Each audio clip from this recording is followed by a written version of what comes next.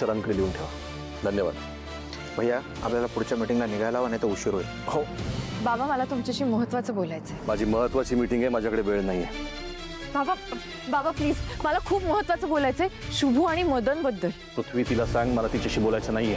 श्रावणी ऐक ना. नाही काका, बाबा बाबा प्लीज मला बोलू द्या. वाद घालतेस तू. तुम्ही नेहमी सगळ्यांचं ऐकून घेता ना, मग आज तुम्हाला माझं पण ऐकून घ्यावंच लागेल बाबा. पृथ्वी, तिला शेवटचं सांग. बरं ठीक आहे,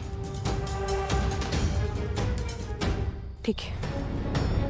तुम्ही तुमच्या मुलीचं नका ऐकून घेऊ, पण या राज्याची एक सुजाण नागरिक म्हणून मी शिक्षण मंत्र्याकडे दाद मागते असं समजा. एका मुलीवर अन्याय झालाय, तिची बाजू मांडण्याचा मला पूर्ण अधिकार आहे आणि ते ऐकून घेणे तुमचं कर्तव्य आहे. मग सांगा मंत्री साहेब, तुम्ही एका नागरिकाला नाकारणार आहात का? बोल, काय म्हणायचंय तुला? सगळ्यांना इथे बोलवूनच घेते, सगळ्यांसमोर बोललेलंच बरं आहे. आत्या, मदन, काकू, सगळे लगेच बाहेर या.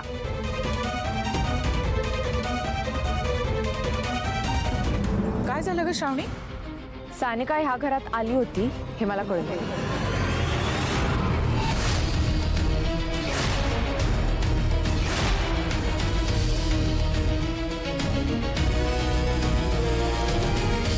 अनुराधा दौलतराव शेलार.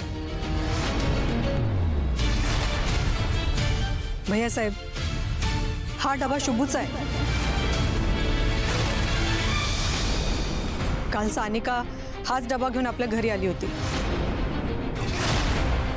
अगं हो, हा शुभूचा डबा आहे, पण शुभू विसरला असेल इथे.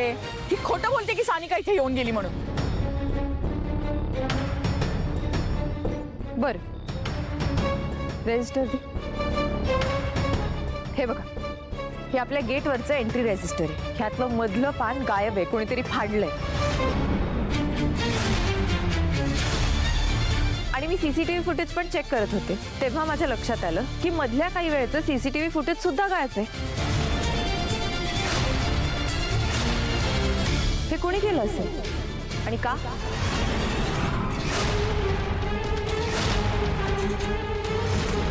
मी सांगते ना कोणी केलं असेल.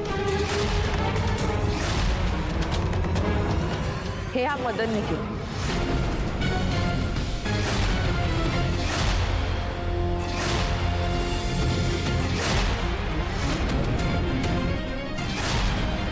तो सानिकाला रूम मध्ये घेऊन गेला होता. मामा खोटारडी आहे श्रावणी.